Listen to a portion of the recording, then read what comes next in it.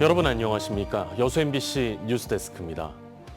순천 도심을 관통하는 경전선 노선과 관련해 지역사회가 정부에 대안을 요구한 지 수년이 흘렀습니다. 노선 지중화에 대한 기본 설계 작업이 마무리 단계에 접어들면서 순천시가 촉각을 곤두세우고 있습니다. 문영철 기자입니다. 경전선 전철화 사업 구간 가운데 509에 해당하는 벌교 순천 노선. 도심을 관통하는 노선을 그대로 활용하기로 하면서 지역사회에 큰 반발이 일자 정부는 대안을 마련하겠다고 약속했습니다. 그로부터 2년이 지난 지금 도심 구간 일부를 지중화하는 기본 설계가 마무리 단계에 접어들었습니다. 성산역 쪽으로 우회하는 방안도 제시됐지만 환경 훼손 우려로 인해 지중화가 가장 현실적이라고 판단했습니다. 우회하는 거는 협의를 했는데 습지로에서는 우회를 통과를 할 수가 없다라고 합니다. 이제 지하 쪽으로 검토를 하고 있죠. 국토교통부는 기본 설계 내용을 바탕으로 기획재정부와 협상을 진행할 예정입니다. 문제는 늘어나는 사업비입니다. 기존 노선을 활용할 경우 총 공사비가 2023년 기준 1조 9,800억 원 정도로 추산됐는데 지중화로 인해 사업비가 15% 이상 증가하면 예비 타당성 조사를 다시 받아야 하기 때문입니다. 다만 이 경우에도 국무회의 의결을 통해 타당성 조사를 면제받을 확률이 클 것으로 순천시는 전망하고 있습니다. 이미 기본 설계에만 100억 원이 넘는 비용이 들어간 데다 타당성 조사를 다시 하면 전철화 사업 전체가 지연될 수밖에 없다는 겁니다. 509 중에 309는 등기 발주돼서 진행 중에 있고요. 기본 설계를 지금 한 100억 정도 들여서 지금 추진하고 있기 때문에 시가적인 이유나 비용 문제에서는 크게 문제 없다고 봅니다. 순천시는 조만간 국토부를 방문해 공사비 증액 규모 등을 파악하고 지중화 방안이 담긴 기본 설계를 신속하게 확정해 줄 것을 요청할 계획입니다. MBC 뉴스 문형철입니다. 김영록 전남지사가 윤석열 정부 동안 용산 대통령실에 지시가 있어야 돌아가는 시스템이어서 정말 일하기가 어려웠다고 소회를 밝혔습니다. 김 지사는 오늘 대통령 선거 관련 지역 공약을 설명하는 기자간담회에서 이같이 밝히고 윤석열 정부 하에서 광주 전남 출신의 입각도 제로고 SOC 예산도 지난 2022년 대비 8천억 원이 감소했다고 토로했습니다. 김 지사는 또 전남 국립의과대 설립은 내년에 어려울 것으로 전망한다며 오는 2027년을 목표로 노력하겠다고 밝혔습니다.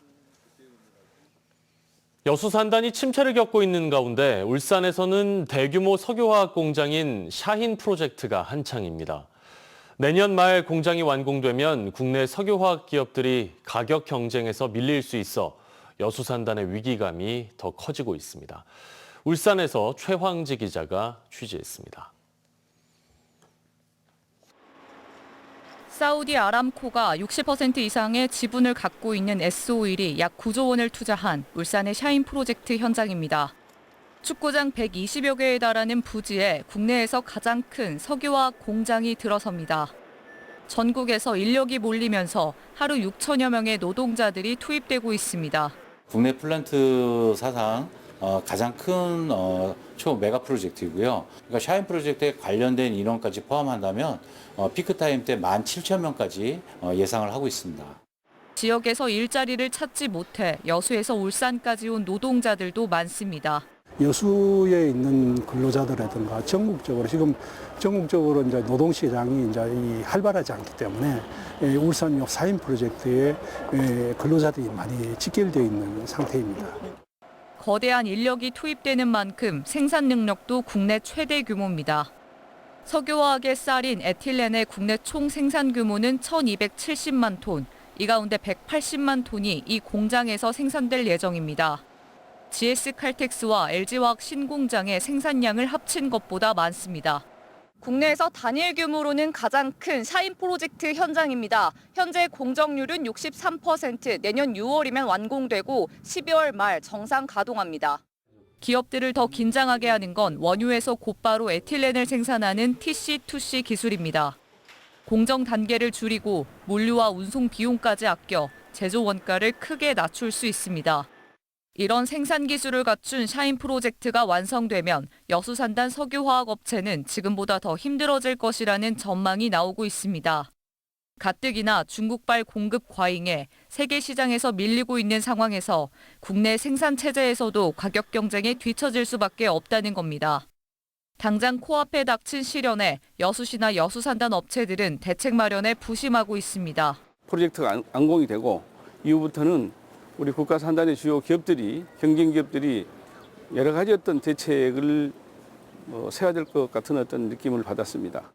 업계 위기감이 커지는 가운데 여수를 산업위기 선제 대응 지역으로 지정하는 안은 늦어도 다음 달 초 결정될 것으로 보입니다. 하지만 대선 전국과 맞물리면서 정부 차원의 실질적 대책이 언제, 어떻게 시행될지는 불투명해 기업들의 불안감은 더욱 커지고 있습니다. MBC 뉴스 최영지입니다.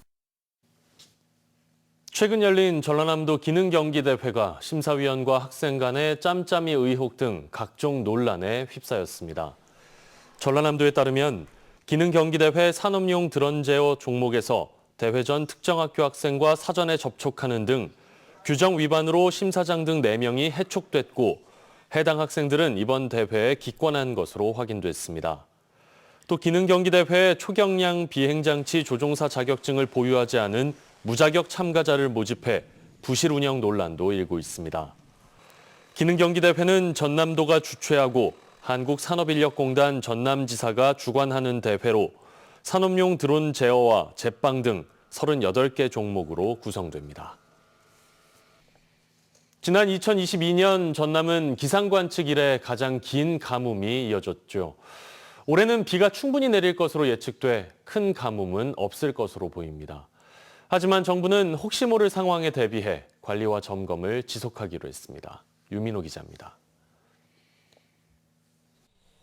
전남 지역 기상관측 이래 가장 긴 가뭄이 발생한 지난 2022년. 가뭄은 해를 넘겨 281일 동안 이어졌습니다.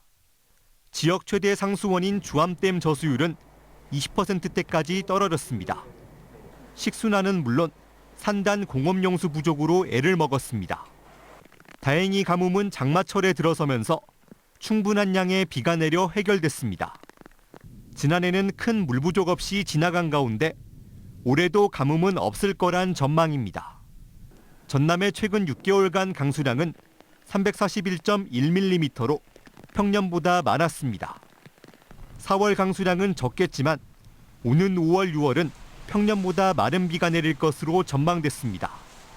현재 주암댐 본댐과 조절지댐의 합산 저수율도 60.4%로 여유가 있습니다. 집중호우로 인한 홍수 대비가 더 중요해졌습니다. 홍수기 시작일인 6월 21일 전까지 댐 저수율을 약 50% 정도를 목표로 댐을 운영해서 홍수를 우선적으로 대비할 계획입니다. 용수는 봄, 여름 동안에 정상적으로 공급될 것으로 전망하고 있습니다. 정부는 영농기를 앞두고 저수지에 미리 물을 채우는 등 용수 확보에 나섰습니다. 혹시 모를 가뭄 상황에 대비해 부처 합동으로 매주 점검을 지속하기로 했습니다.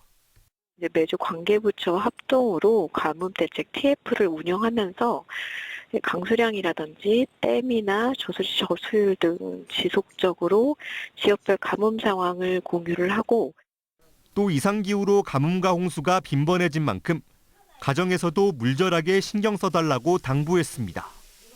MBC 뉴스 유민호입니다.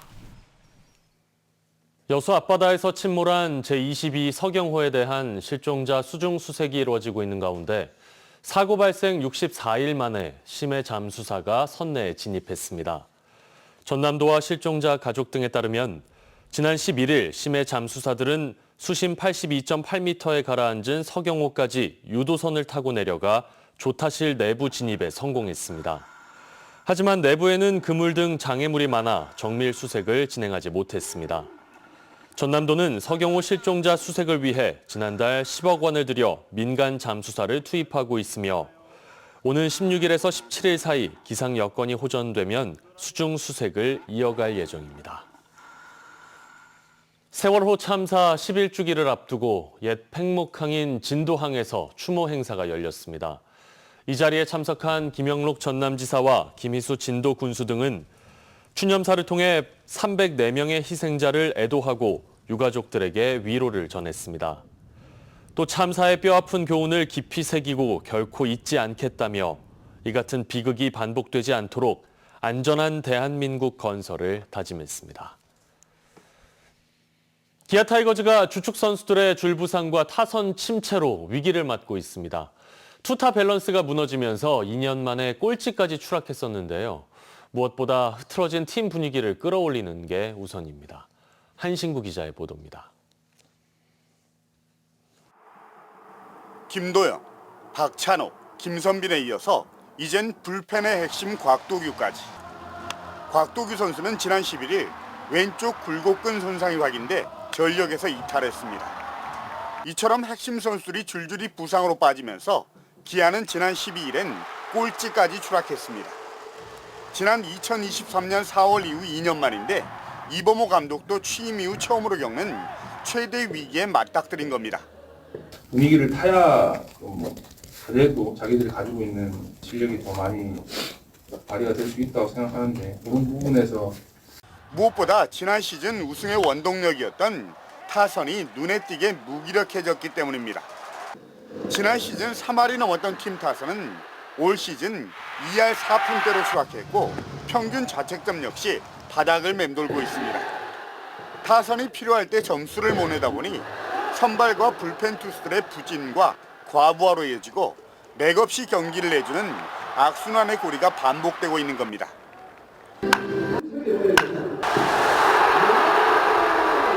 그나마 외인 타자 패트릭 위즈덤이 지난 12일 데뷔 첫 멀티 홈런을 기록하는 등 홈런 단독 선두로 타선의 중심을 확실히 잡아주고 있는 데다가 Yeah, it's just trying to start as early as I could, with being smooth and calm, being still with my head and allowing myself to see the pitch, and so that way I can fire when I'm ready. 제임스 네일과 아담 올러 등 외인 선발 투수들의 활약이 이어지고 김도영과 김선빈 선수가 훈련을 시작하며 복귀 일정에 들어가는 등 주축 선수들의 합류가 가시화되는 건 미안입니다. 2년 연속 통합 우승의 꿈을 가득 안고 시즌을 출발한 기아 타이거즈. 꼴찌까지 경험한 최대 위기 속에서 흐트러지고 어수선한 팀 분위기를 끌어올리는 게 무엇보다 시급해 보입니다. MBC 뉴스 한신구입니다. 지난해 7월 영광군 연안에서 어업 중 혼획된 대형 쥐가오리가 국립호남권 생물자원관에서 학술 표본으로 제작됐습니다. 확인된 쥐가오리는 몸통 너비 2.2m, 무게 120kg에 달하는 대형 개체로 태평양 등 아열대 지방이 주요 활동지입니다. 호남권 생물자원관은 표본을 통해 쥐가오리의 생태적인 특징을 분석하고 유전자 연구 등에 활용할 계획입니다. 현재 전남 동부권에는 비가 내리는 가운데 바람도 강하게 불고 있습니다. 내일은 오후부터 차차 맑아지겠고 아침 최저 기온은 3에서 6도, 한낮 최고 기온은 15에서 17도를 보이겠습니다. 바다의 물결은 남해서부 앞바다에서 0.5에서 1.5m, 먼 바다에서 1.5에서 2.5m로 일겠습니다. 현재 여수와 순천 등에 내려진 강풍특보는 내일 새벽 대부분 해제되겠습니다. 밤사이 강풍과 높은 풍랑에 사고 위험이 높으니까요. 각별하게 주의하시기 바랍니다. 여수시가 올 들어 실시하고 있는 출생기본수당이 큰 호응을 얻고 있습니다. 여수시는 저출생 위기 극복과 양육 부담 완화를 위해 지난 1월부터 새로운 복지 정책으로 출생기본수당을 지급하고 있으며 출생 하나 보호자 가운데 1명이 여수에 거주하는 경우 매달 20만 원을 지급하는데 현재 지급률이 98%에 이르고 있습니다.